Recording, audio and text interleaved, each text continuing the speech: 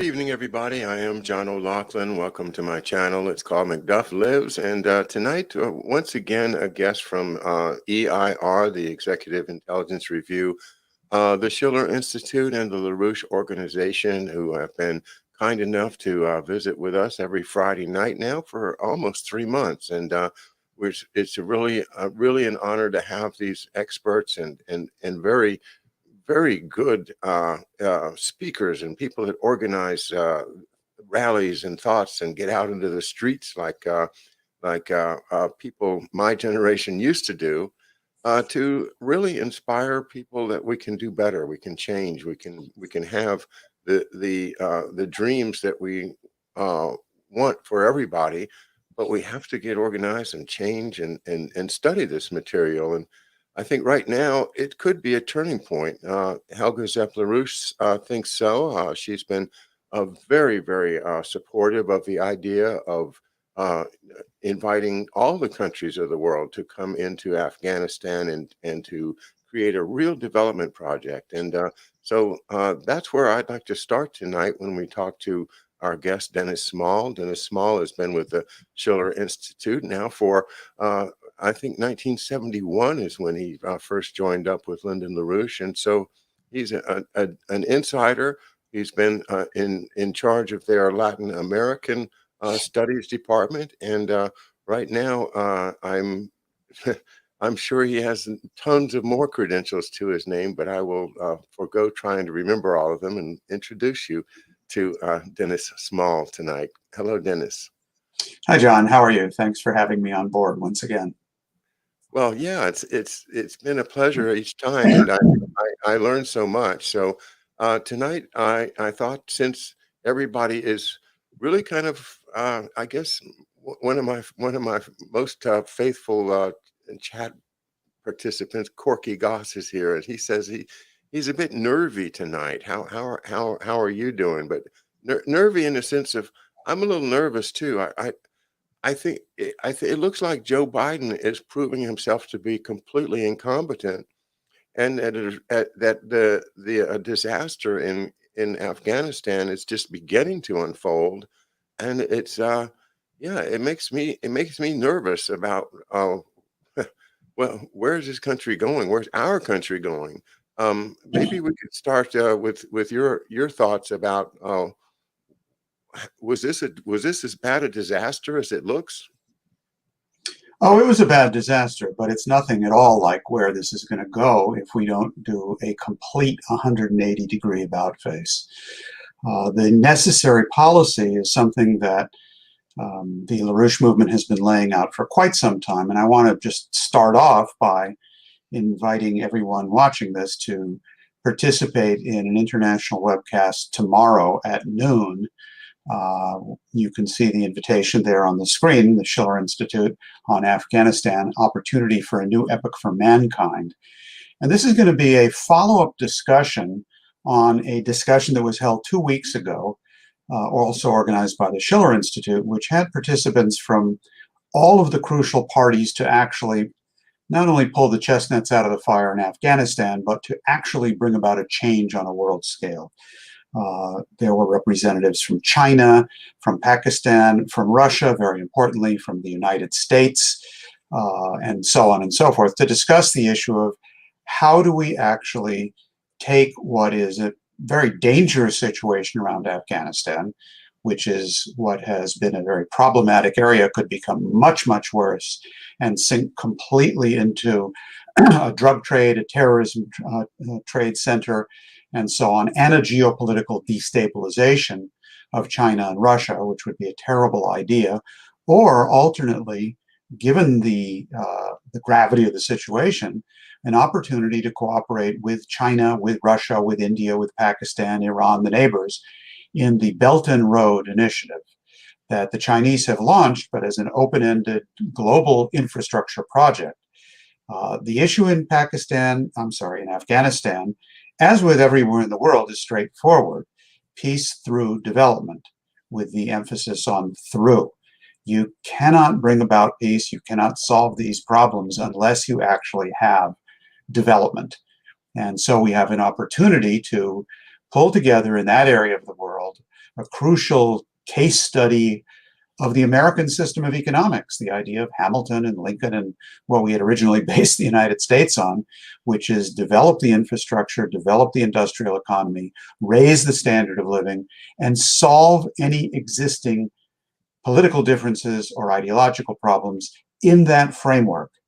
You can't do it outside that framework. If you try to, you're going to get war and genocide. If you do it inside that framework of development, we've got a shot because everyone has an interest in seeing things really grow.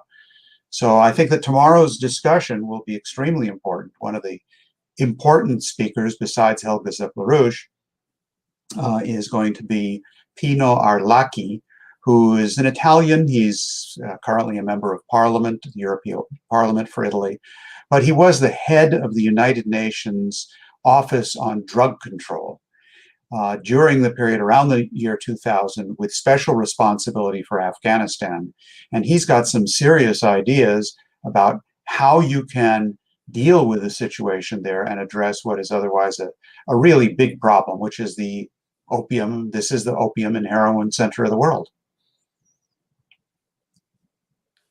Well, good, yeah, and I think what was it, 20 some years ago that as I understood it, the Taliban had basically eradicated the opium business, and until we decided to come back and change things around again, and now it is like what people say, it's like 80 or 90% of the world's supply.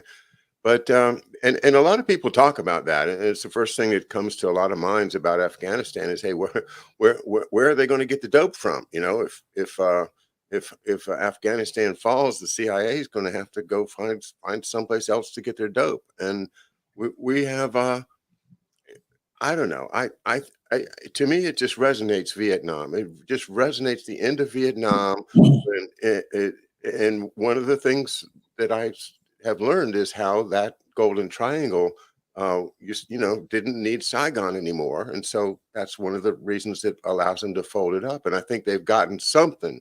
Maybe they've figured a way to synthesize it or grow it underground, or they just don't need to maintain the security forces to guard the crops in Afghanistan anymore, and it just up and leave, bugging out. It's terribly reminiscent of the 70s. Yeah, it is. It is in many ways. If you don't mind, Andy, putting that graph back up on the screen that you were just showing. This is a graph that EIR magazine published a couple of years ago, 5 or 6 years ago now, of the situation with opium globally. There we go. This is opium production worldwide. This is total tons produced, maximum potential output. And there's a few things here that are really quite noticeable. First of all is that plummeting down right around 2000, from 2000 to 2001, which is the year that the Taliban came into power. Now, there are various interpretations around this, and I think it's very much an open question. Also an open question of which way the Taliban is going to go today. That is not a decided matter. But you can see what happened there is it dropped off very substantially and then grew back up right away under NATO's watchful eye. Especially, this is when NATO and the United States moved in with the 2001 developments, using that as the justification to launch a losing war for 20 years. The opium trade, the heroin trade coming out of Afghanistan certainly was not harmed. Quite the contrary. You can see it's zoomed.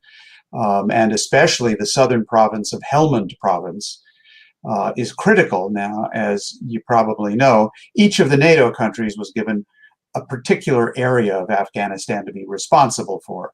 This province to the United States, that one to the British, this to the Germans, and Helmand province was given to, yes, Great Britain.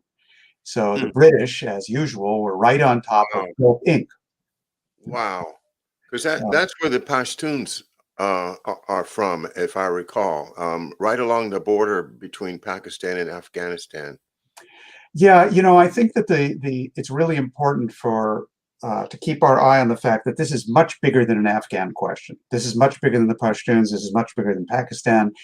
This is run by the very core of the British financial empire, the City of London and Wall Street. They are the ones that have always run Dope Incorporated, going back to the China Opium Wars, and they run it today. These figures that end in 2007, that was the last time we completed this study. It does need to be updated, but I can tell you it's going to show more of the same, with Afghanistan being the main producer of heroin. But prior to that, it was Burma, Myanmar.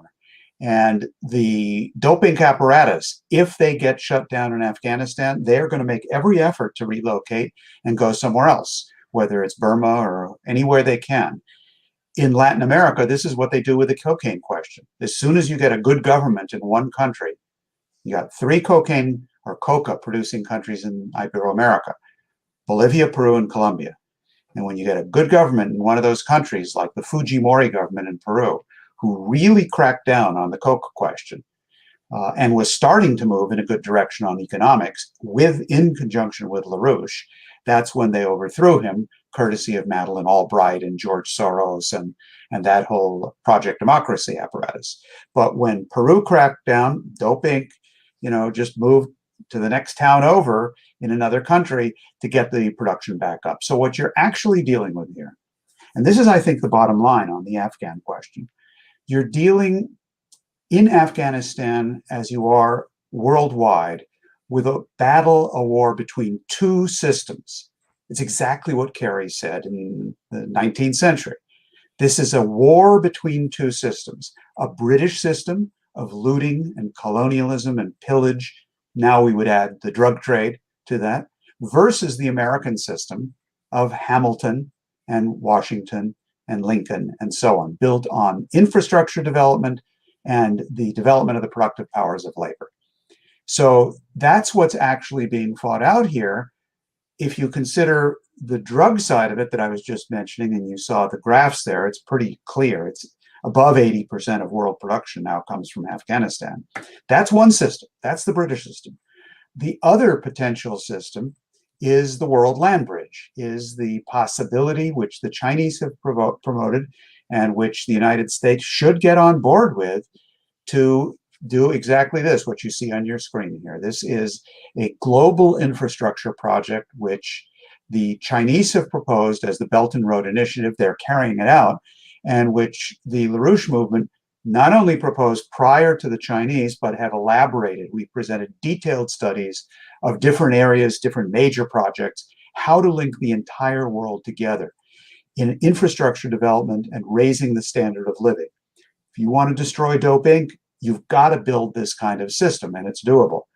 Now, what does that mean for Afghanistan? What's the other system available? Well, the other map that I pulled together for you to look at, which is a close-up of that world land bridge, which I was showing you. That little blue star on the sort of center right, that is Afghanistan. And the point of this here is that it is at the crossroads of the world land bridge, stretching from China into Central Asia and then over into Europe. And in particular, if you take a look just to the right, to the east of that star, you will see a diagonal orange line. That is the China, the other one, there you go. That is the China, the China economic the economic corridor for China and Pakistan. China-Pakistan Economic Corridor. I knew I'd eventually get the initials in the right order. And that's exactly it. That one right there is being built from China, which is further up to the northeast, down through Pakistan, helping develop there, all the way down to the port, which is right near the border between Pakistan, right there, exactly, Pakistan and Iran. Now, the point is, you've got to link in Afghanistan in with that. And that's exactly what the proposal is. And in fact, the Chinese are moving on it right now.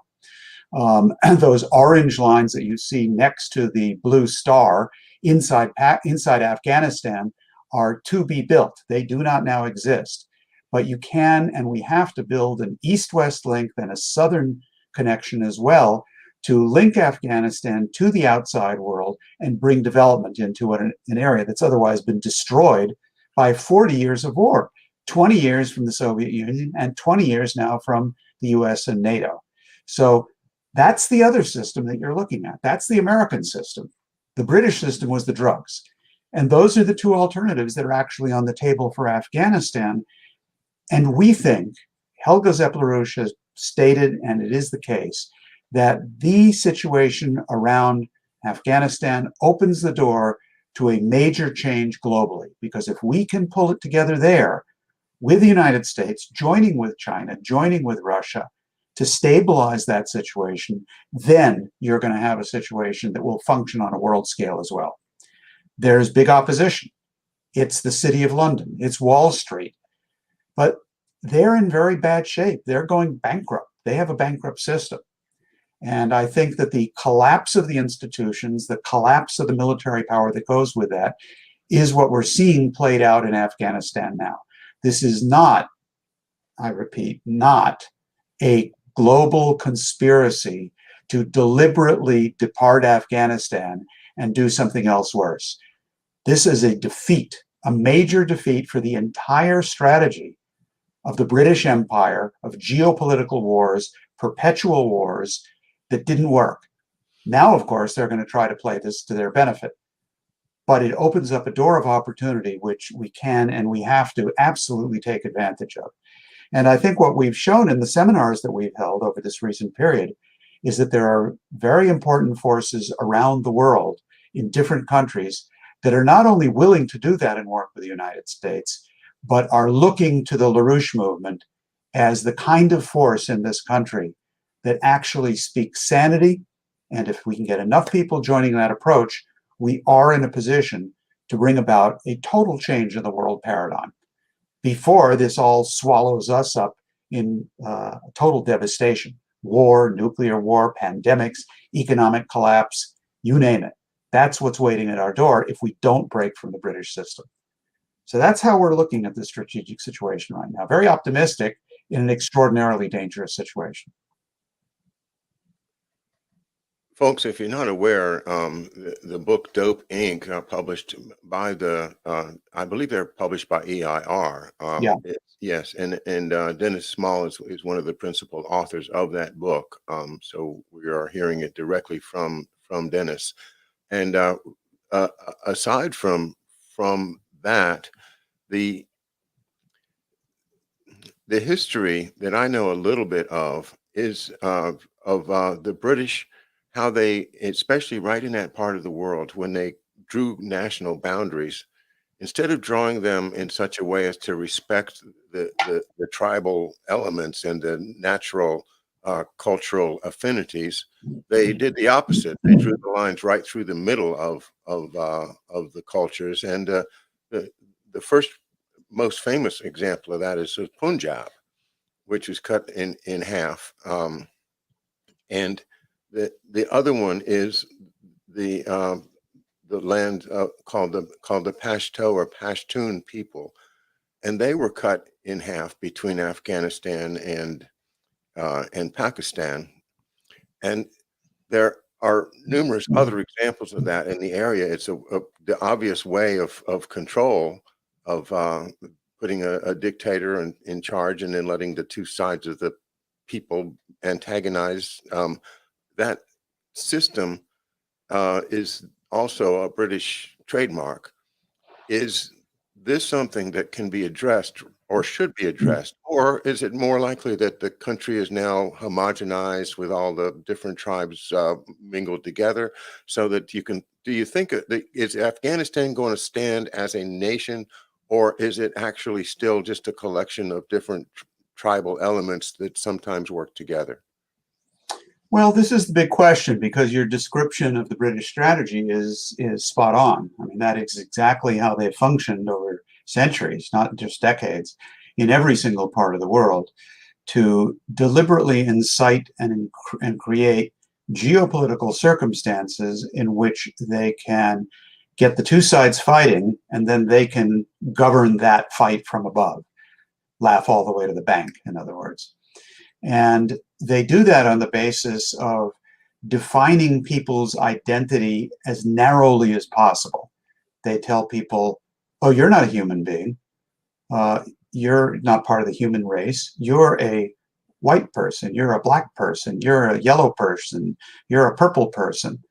Um, or any kind of division that they can come up with that are serious questions for people, religious questions and so on. This goes back to the Crusades. You had people tramping all over Eurasia, slaughtering each other.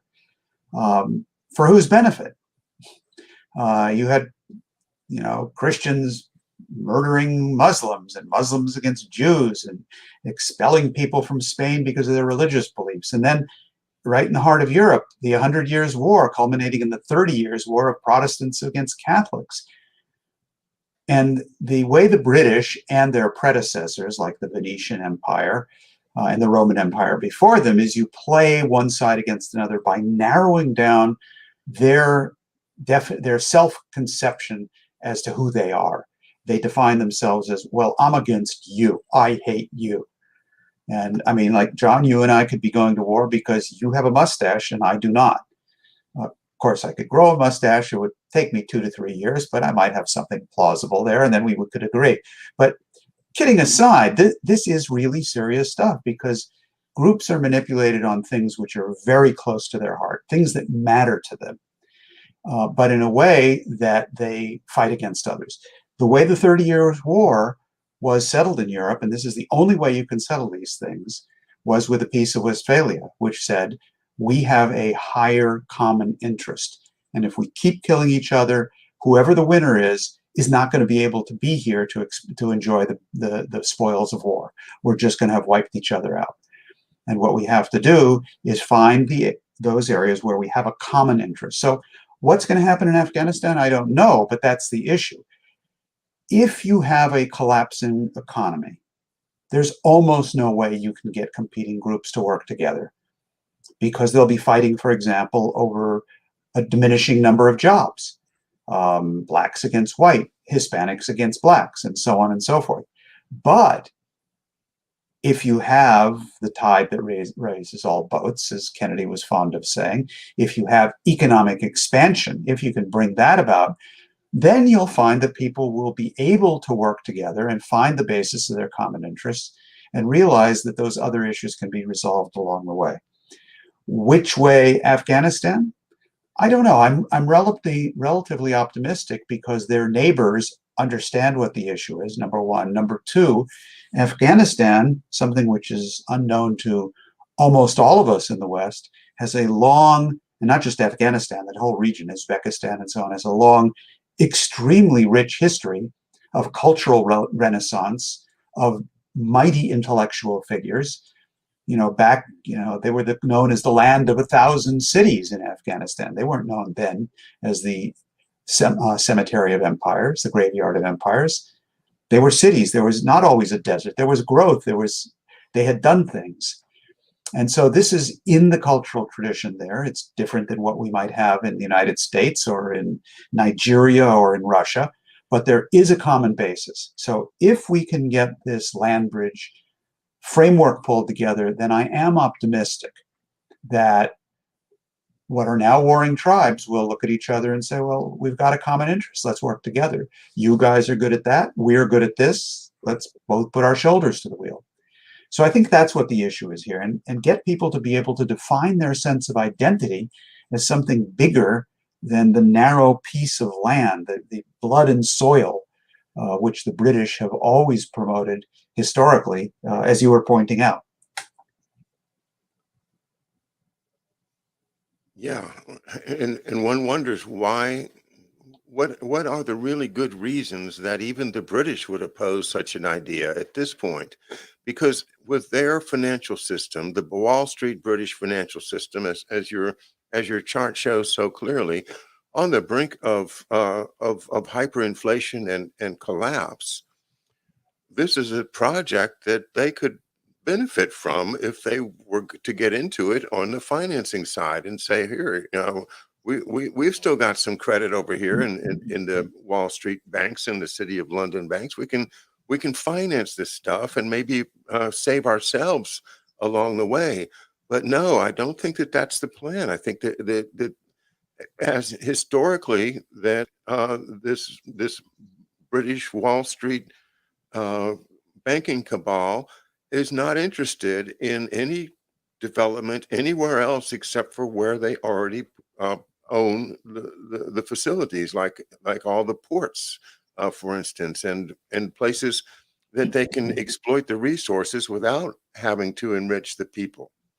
And not even there, even in those areas at this point, their whole policy around the green reset, as you know, is to deindustrialize, decarbonize, denuclearize, and decorticate populations and get rid of them entirely, using as an excuse this transparent, unscientific fraud that climate change is produced largely by man's activities, which is, there are now tens of thousands of scientists around the world who are pointing out the obvious, which is it's just not the case. The vast majority of those climate changes which we do see, and there are climate changes, are a result of solar phenomena and galactic phenomena.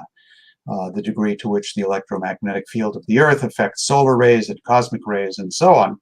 And just as there may be a period of a certain amount of warming now, which is not anywhere out of the bounds of what has happened historically, just go back 1,000 years and you had a global cooling, and before that a global warming. In other words, it has its ups and downs. They know this, they know it's a fraud, and they're perpetrating this for the purpose of imposing a policy of Malthusian depopulation. They would not benefit. The unfortunate fact of the matter is they're not going to go along with something like the Belt and Road, because although honest American system type bankers would benefit from lending and getting a profit, that's not what these guys are. They are a banking cancer which depends on a speculative bubble that's approximately $1.8 quadrillion. And I usually tell people the easiest way to think of 1.8 quadrillion is just add 15 zeros at the end. 1.8 and 15 zeros. It's completely unpayable. It's a total financial bubble. And the graph that you were referring to, if we could show that again on the screen for a minute, you can see what happens in the upper curve of the famous Larouche triple curve function. The upper curve shows hyperbolic growth of the financial aggregates while the physical economy collapses. And when you have that occurring and you try to maintain that speculative bubble, there we go, that those financial aggregates, the sort of violet covered curve rising hyperbolically on top of the monetary aggregates. The upper one is like the derivatives bubble, think of it that way. While the physical economic part of the economy, which is what we depend on to live, the red curve, is plunging down, clearly this thing is going to blow apart. And the British and Wall Street and those interests internationally, that oligarchical British anti-American system faction, is totally committed, because they have to be, to keeping that speculative bubble afloat and the political system in place that maintains that. So they are not going to simply agree nicely. They have to be defeated with overwhelming political force of the sort which does come into play in times such as these, where all of the parameters of the system are changing. Everything is collapsing, all of the institutions, nothing is working. We're in one of those periods of history, which is in physics is known as a phase change, like when water becomes steam, different rules apply. Or it's like what happens when you have a major earthquake under your feet. There's no solid footing, you don't know where you are. That's the state of the world today, and that opens up the possibility of a really serious political movement in many countries in the population to simply say goodnight, see you later to the British and their entire system, and that 1.8 with 15 zeros after it, which they're intent on keeping afloat with drugs and whatever else they need to feed that speculative bubble. Sometimes I'm glad to hear you say the depopulation agenda. It's something that I speak about more and more often lately on my show. I find myself coming face to face with a horrific idea, and that is that for what I would consider probably financial reasons, actuarial reasons, people with with eye shades and on the three-cornered stools doing numbers, figuring out how much we're really going to have to pay in pensions in the future, and how much life insurance we really are obliged to, and how many people can we afford to keep in this financial system, this bubble, and somebody coming up, running up to the big boss and saying, boss, we can't keep this going. There's too many people. There's too many people. And so they said, well, okay, we'll deal with that too. We'll figure that one out. And you mentioned that was part of the agenda.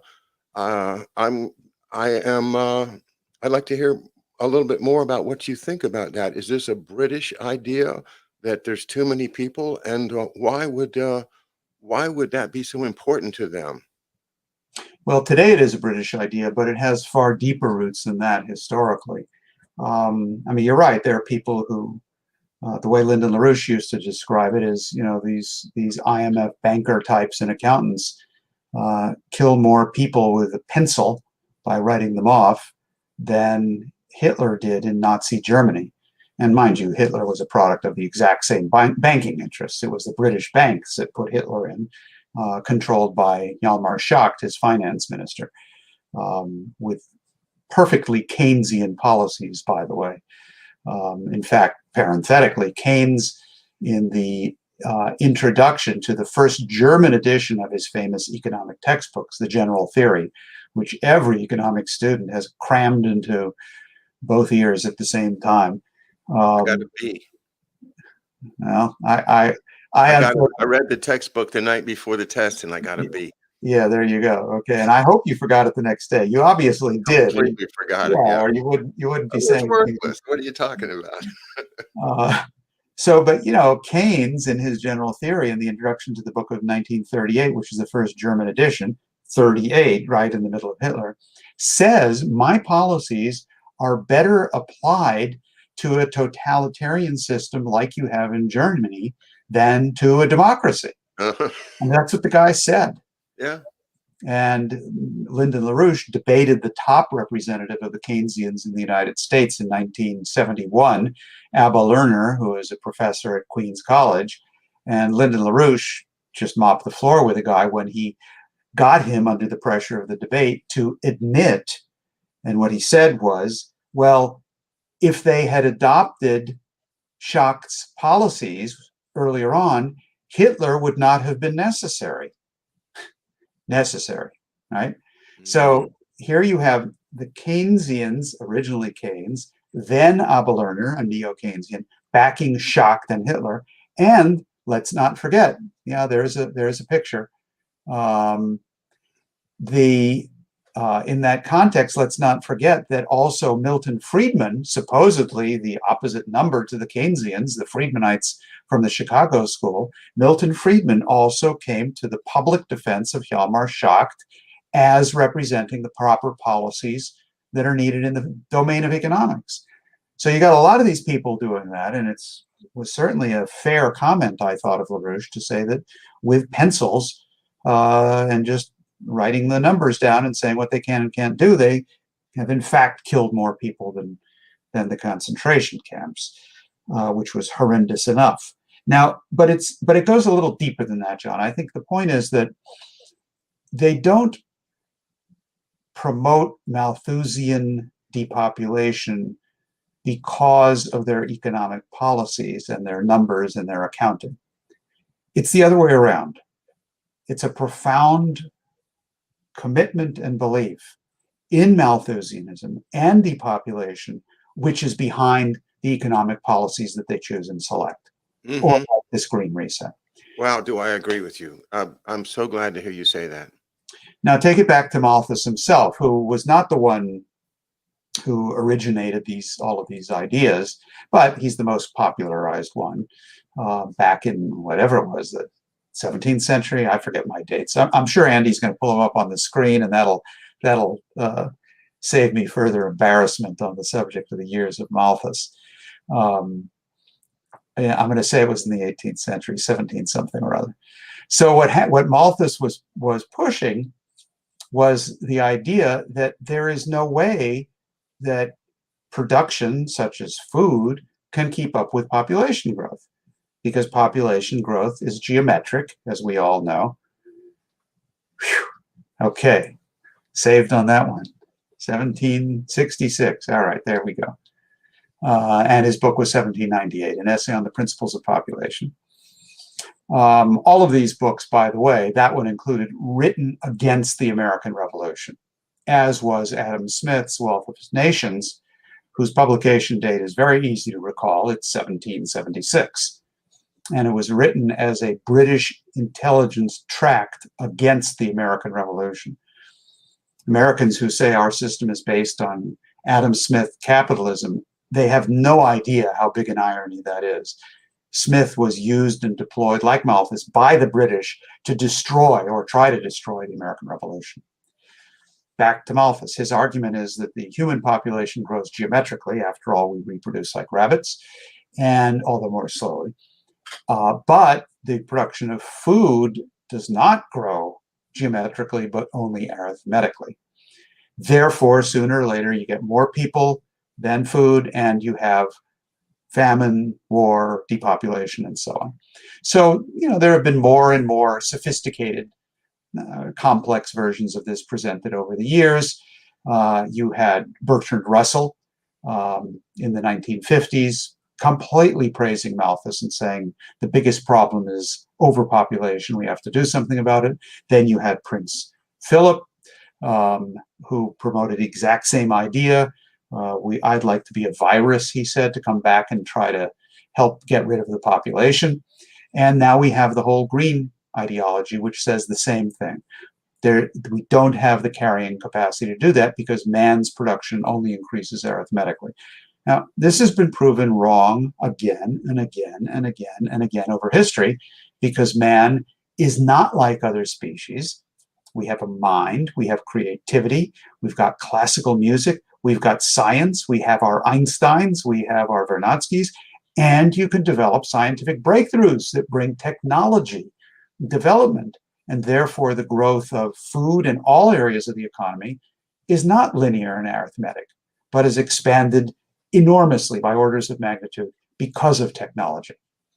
So the Malthusian argument is just an utter fraud on the surface of it, but the British have always pushed it for the purpose of making sure that their form of society, and this is their ultimate purpose in this, their concept of man as basically a beast, that their order of society remains intact with them on top, with 5% of the population being educated and running the show, and the vast majority, 95%, being treated like a herd of cattle, which is periodically culled in one way or the other to maintain oligarchical rule.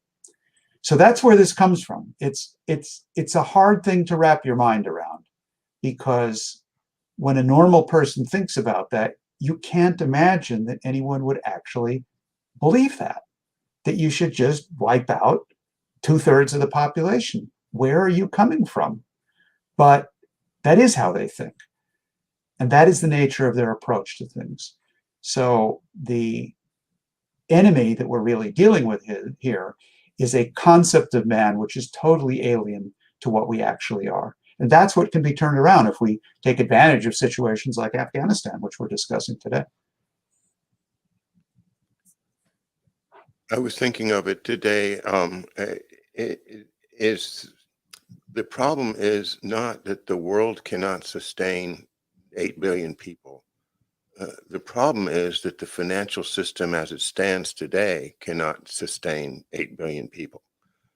And the question of whether that's because the financial system is faulty and the people that are enriched by it are ensconced in it to the point where even though it's a disaster, they're still going to keep it together, and there's nothing the rest of us can do about it because that's just the only way that it is. If you took that away, there'd be nothing. I'm sure Henry Kissinger would tell you, don't mess with what you got. You'll destroy everything. It'll be chaos for 1 million years. We'll never get back to the society that we have today if you let this one fall, even though it's very faulty, and even though, yeah, we do crack a few eggs when we make the omelets here, and so sorry about that, but that's life. It's also the whole idea of a good versus evil world. Are we really living in that Old Testament mentality once again, where you can go out and slay the enemy because they're evil? Just no, you don't need any other reason except for they're the evil ones. For Christ's sake, let's get rid of them. The genocide attitude, but and that's the Nazi attitude, and that is the attitude of these elite bankers today, that hey, this is the system. There is no other alternative. There never will be an alternate. And so live with it, suck it up. But on the other hand, what I have suspected and what you have just said yourself is that the financial system, the constraints on it, act, to trickle all the wealth up into those elites, which has the effect of impoverishing people, of making people die of famine or malnutrition or various illnesses that they can't fight because they don't have the resources or clean water, and that's all just part of life on the earth today. And those that have are going to have, and those that don't have are not going to have. That fatalistic attitude of there's no way around it is false, and it's imposed on us. And that is the big psyop that the television shows and everything else is our culture, and this crappy music that they call music. All this stuff is all there to enforce on us their singular worldview, as if there weren't an alternative. And the alternative is clear. The earth is plenty big enough for all of us to live comfortably. And with the technologies we have today and our ability to grow food, I mean, did they forget about the mustard seed? With the biblical metaphor, faith is like a mustard seed. Well, why is that the metaphor? Because if you plant a seed, you get a huge plant. Well, that's the way nature works. It's not like a geometrical thing of one plant equals two plants.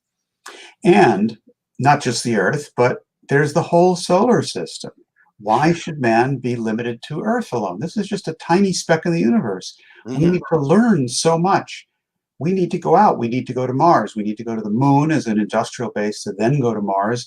We need fusion power to be able to fuel such space exploration, because you can't do it on the base of fossil fuels or something like that. You have to have nuclear power, and the ready form is fusion energy. And we have to go out and be able to explore all of these incredible things that we don't know, because knowledge is the most powerful thing that man can deploy. I mean, what you described in terms of how they convince people to not rock the boat, the suck it up argument, is really important. This has a moral or a moral aspect, which has to do with courage to be able to break that. It also has to do with a scientific aspect to know how it works. And here's what I mean.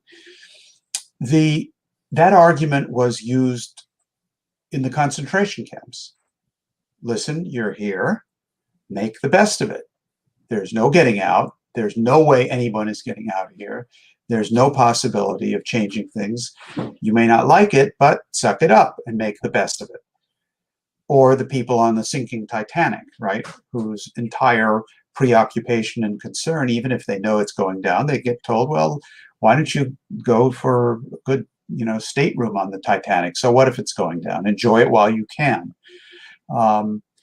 This, incidentally, is also the way the Tavistock Institute of Great Britain, in the period during and after World War II, developed the modern technique, because it's not a science, but the technique of brainwashing. The way you brainwash a person to do things that they would never otherwise do is you control every aspect of the circumstances around them, so they think there's nothing they can change, by imprisonment, by, their classical brainwashing type of thing. And you then give them choices within that controlled environment. And you gradually shift their sense of identity to one that is willing to live within that little rat's maze which you've given them.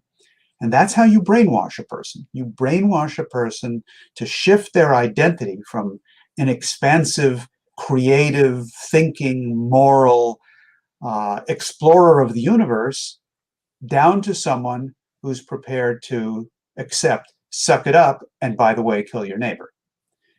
Now, that's one aspect of it. The other aspect of it is to know scientifically exactly what's going on and what's coming. The Larouche Legacy Foundation, which was initiated by Helga Zepp Larouche a number of months after her husband passed away. Lyndon LaRouche died in February of 2019, and she was a founding board member of the Larouche Legacy Foundation in November of that year, whose stated mission is to get Lyndon LaRouche's writings and speeches and videos known everywhere in the world so that those ideas are accessible and available. They have been, many people, blocked from having access to this, largely because of the totally phony, illegal incarceration of LaRouche with a railroad operation that was run by the same apparatus, incidentally, that went after President Trump, Mueller and that whole crowd. It's the Wall Street crowd. And LaRouche was thrown in jail completely illegitimately for a 15-year sentence, of which he served 5 years. I myself was a political prisoner also along with him, although my sentence was less. I was in jail for only 2 years. But the purpose of this wasn't to, as bad as it was, to put LaRouche in jail and lock him up. No, it was to satanize him, to totally make it impossible for anyone to search out his ideas, find them on the internet, not have it characterized with a bunch of lying adjectives, and study it and read it for themselves, let them decide. So the curricula in the United States, although LaRouche is by far the most successful economic forecaster of the 20th and the 21st century, he's not studied in universities. Now, why is that so important? Because on August 1971, and this was the subject of the first international seminar that the LaRouche Legacy Foundation held on the 14th of August, on the 50th anniversary of Nixon's famous speech decoupling the dollar from gold and destroying the Bretton Woods system. We held an international seminar to discuss LaRouche's ideas because, number one, LaRouche had previously, back to the early 60s, forecast that exactly this break and destruction of Bretton Woods would occur. Number two, when it happened, he spoke about what the consequences were going to be. And he said Nixon pulled the plug on the entire system. It took a while to play out, but that's exactly what happened. The floating exchange rate system, which is more like a floating crap game of speculation, took over, and that's where we are today. That's why you got 1.8 followed by 15 zeros, because of that. But LaRouche, in addition, not only forecasted coming, not only said what it was when it happened, but for the next 50 years of political and professional life, proposed one economic policy and alternative after another, program upon program. How do you get out of this? What do we do? How do we get back to the American system? Like this World Land Bridge idea. And 1971 was a real turning point. It was one of those moments in history in which mankind could have chosen a different direction. And LaRouche warned, if we don't, after 50 years, this is going to blow apart. This is going to collapse. He said there would be pandemics. He's talked about wars and so on. It's not a crystal ball. It's knowing the actual lawfulness of the physical universe and what you do or don't do with your economy. And 50 years later, we can look back on that occasion and say, we, humanity, missed a tremendous opportunity. As Schiller said, a great historical moment found a little people. He was talking about the French Revolution, which was that. It was a great moment that found a little people, as distinct in Schiller's mind, and it's true, from the American Revolution, where a great moment found a great people. Very different result. The fall of the Berlin Wall, a great moment, but what came was more IMF policies, found a little people. So that study, that live study of 1971 and LaRouche's forecasts and what he said is absolutely critical to today. because that's where we are now, John. We are there in Afghanistan at that crossroads. We're at a turning point where the old system is dead, it's gone, but the new one isn't in creation yet, doesn't exist. And our actions, ours as a human species, is what makes the difference. Which fork in the road do we take? And the brainwashed person, the person who agrees to suck it up, will never make the right decisions. He will always capitulate, he'll be unscientific, and he'll be a coward. And someone like Larouche, like Roosevelt in his period, or Lincoln and so on, provides a different model, a different idea of being both moral and courageous and being prepared to fight against those who would destroy us, and equipped with the science necessary to know that you not only have good intentions, but that you're going to choose the proper path to actually lead out of the potential disaster. So that's the relevance of the 1971 discussion, which the LaRouche Legacy Foundation held, to the immediate circumstances today, right now, August 20th, 2021, in the Afghanistan theater and worldwide. I'm looking at the clock and I think, oh, I've got 7 more minutes and I've got so many questions. May I open one more subject? Just, I know you probably won't have enough time, but just because I've been reading a book that I'm just fascinated with, published in 1976, author Carl Oglesby, titled The Yankee and Cowboy War. And it's about the division between the northeastern establishment and the south, what he calls the southwestern establishment. And so those are the cowboys, obviously, and then the Yankees are like, so it's like Nixon's a cowboy and Kennedy is a Yankee. And I have been amazed at the insight of this writer. It turns out he was like the president of the student of the SDS, the Student for a Democratic Society, that all involved in the Chicago 7 and all of those things that were going on back then. But my question for you is, within this elite bankster kingdom, have they got themselves sorted out, or are they still fighting amongst each other? Is there Yankees versus Cowboys going on now, and we don't have any power over it? Because, you know, hey, we could say, hey, the best thing to do is to everybody sit back and grow daisies, right? And that could be the solution to everything, that we all sit back and grow daisies. But when one side and the other side, you know, if it's the Crips and the Bloods and their entire financial system is at stake, not because of anything that we did, but because they're fighting among each other. Do you think that's still going on? Yeah, it's an interesting point. I don't know that book. I'm interested though. But It's yeah, cool. sure. There's no honor among thieves. I mean, look at what happened with the 2008 crisis. These bankers, the Wall Street crowd, when it goes down, every one of them wants to be the first one out of the door, and they want to make sure that other people are not. So they're absolutely cutthroat one against the other. Since their system is going down, since the whole banking system is falling apart, there is no way that everyone is going to be able to be saved. So part of what you're going to be seeing is exactly that kind of thing, a kind of cutthroat approach.